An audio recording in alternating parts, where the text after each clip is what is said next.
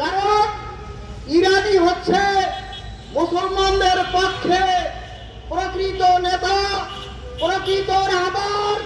কাজেই তারা যদি ইরানকে ধ্বংস করতে পারে তাহলে সমগ্র মধ্যপ্রাচ্যকে তারা দখল নিতে পারে, মদিনা শরীফ দখল নিতে পারে।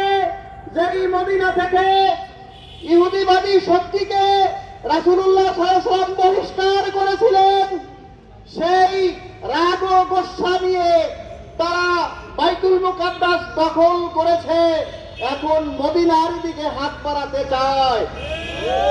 ই আল্লাহ, তুমি ওই ইহুদি নাসারাদের শক্তিকে ধ্বংস করে দাও।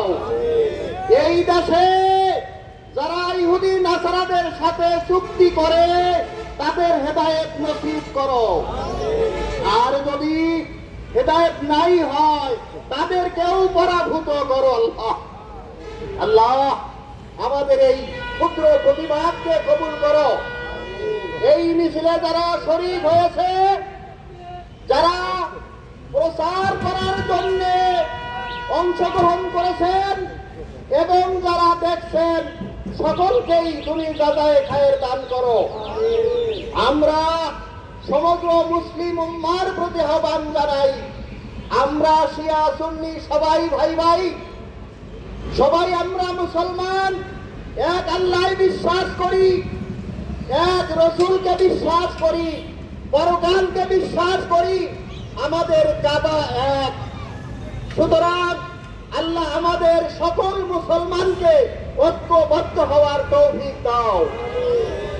আল্লাহ ভারতের পৌত্তলিক শক্তি এবং ইহুদি নাসারাদের শক্তিকে তারা বড় মনে করে, তাদেরকে এই জুজুগুড়ি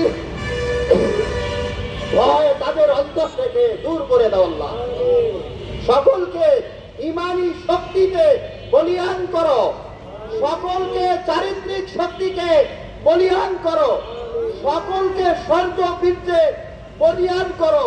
তোমার দুশমনকে জিহাদের মাধ্যমে পরাভূত করার তৌফিক দাও। নাসরু মিনাল্লাহি ওয়া ফাতহুন কারীম ওয়া আখিরু দাওয়ানা আলহামদুলিল্লাহি রাব্বিল আলামিন ওয়াসসালাতু ওয়াসসালামু আলা সাইয়্যিদিল আমবিয়া ওয়াল মুরসালিন।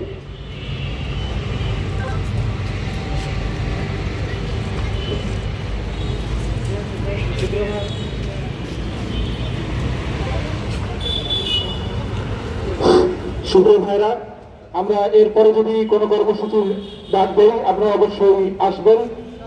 আমাদের সাথে ইসলামী ফোরাম ফেসবুকে আমাদের পেজে যুক্ত হতে পারেন এবং আমাদের